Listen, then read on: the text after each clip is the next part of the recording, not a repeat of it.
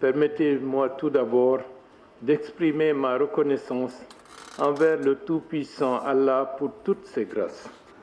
En rendant grâce à Dieu, c'est avec émotion que j'ai une pieuse pensée pour mon défunt père qui a rejoint l'au-delà alors que j'étais encore un enfant. Monsieur le Président, Mesdames et Messieurs les honorables conseillers, permettez-moi de partager avec vous la substance de la lettre de mission que Son Excellence, le Président de la République, m'a confiée. Celle-ci s'articule autour des axes suivants. L'axe social pour établir le vivre ensemble. L'axe économique pour amorcer le processus de développement économique afin d'assurer le bien-être de la population. L'axe politique pour bâtir les fondamentaux de l'état de droit à travers la mise en place des institutions fortes et crédibles avec la justice comme boussole pour tous nos concitoyens. La lettre de mission précise, au regard des anomalies institutionnelles accumulées depuis plusieurs décennies, avant la rectification institutionnelle, vous contribuerez à la fois à apprendre de nos erreurs et à mettre en place une constitution et des institutions fortes qui résistent au temps et à la tentation des hommes. Le Président de la République poursuit ainsi. Nos concitoyens attendent de l'État une autorité renouvelée et plus d'efficacité dans l'action publique. Et ils souhaitent aussi plus de transparence, plus de débat démocratique et plus de simplicité. Ils veulent que l'action publique soit au service de l'intérêt général et non seulement au service des intérêts particuliers. Les Guinéens aspirent profondément à une république irréprochable où chaque citoyen profite des dividendes de la prospérité. Fin de citation. Monsieur le Président, Mesdames et Messieurs les honorables conseillers, les missions que Son Excellence, Monsieur le Président de la République, m'a confiées constituent un appel au changement afin de mettre l'État au service du citoyen. Cette démarche est un tournant majeur dans l'histoire de l'État guinéen. Ce changement de paradigme est le trait marquant de l'orientation de cette présente déclaration de la politique générale du gouvernement. Monsieur le Président, Mesdames et Messieurs les honorables conseillers, la force d'un État réside dans sa capacité de mobilisation, d'exploitation durable et de gestion pérenne des ressources et du potentiel disponible, en s'appuyant sur les institutions républicaines et l'État de droit, pour la construction d'une nation inclusive, paisible et prospère.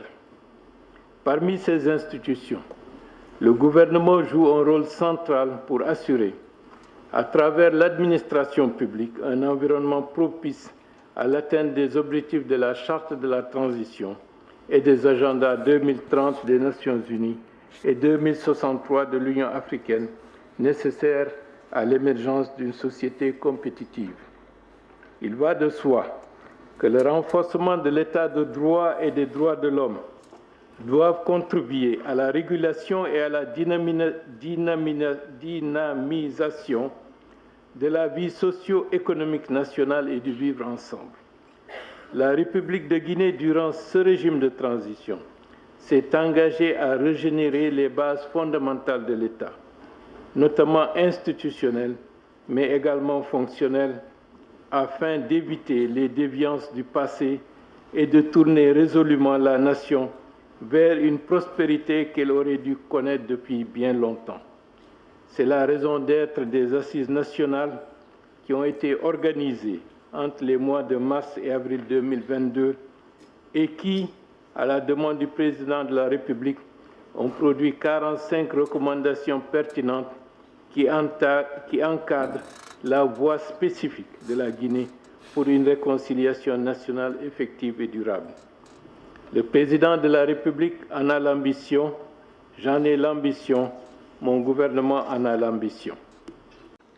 Je voudrais réitérer le devoir de redevabilité envers le peuple à travers la présentation de cette déclaration qui est un moment crucial pour le futur de notre nation, parce qu'elle devra présenter nos différents engagements sur lesquels nous serons évalués. Notre vision, qui s'appuie sur le programme de référence intérimaire PRI, a pour ambition de consolider les bases déjà établies, tout en introduisant des réformes essentielles pour répondre effectivement aux exigences actuelles et futures de la nation. Nous nous engageons à déployer des efforts concertés pour matérialiser les aspirations de notre nation dans un contexte de respect mutuel et de coopération constructive. Au-delà de maintenir le cap sur les objectifs définis, nous continuerons à être particulièrement attentifs aux demandes de nos concitoyens. Monsieur le Président, Mesdames et Messieurs les honorables conseillers, bien que notre pays soit sujet à des défis variés et complexes, je reste convaincu que nous avons des opportunités immenses. Chaque pas que nous faisons reflète la résilience et l'ambition de notre peuple. Je sais que la situation actuelle est connue de tous, car la vivons et la pratiquons au quotidien. C'est le lieu de rappeler les nombreux défis et obstacles auxquels notre peuple est confronté. Nos campagnes se vident progressivement de toutes ces forces vives qui jadis animaient nos villages et établissaient le lien avec les villes en assurant non seulement les productions agricoles et l'élevage qui contribuaient à la prospérité de nos villes, mais aussi et surtout la transmission de nos valeurs communautaires, fondement du vivre ensemble, de la paix et du respect mutuel, avec le brassage qui s'observait dans toutes nos cités. Depuis quelques années, force est de reconnaître, impuissants, que nos jeunes sont dans nos villes désorientés, désœuvrés, en proie à plusieurs tentations, cherchant désespérément l'exil, préférant le voyage suicide en mer ou dans la jungle à la recherche de l'Eldorado qui n'est que mythique. Cette situation vide notre pays de sa jeunesse active et potentiellement productive en la condamnant à l'errance. Nous sommes collectivement responsables du désœuvrement de la jeunesse et de son errance, de la dépendance aux produits importés d'origine agro-pastorale, au vide laissé dans le monde rural, à l'abandon de nos valeurs qui font notre particularité, notre richesse, notre diversité et notre identité nationale. Prenons ensemble l'engagement d'en faire une priorité absolue.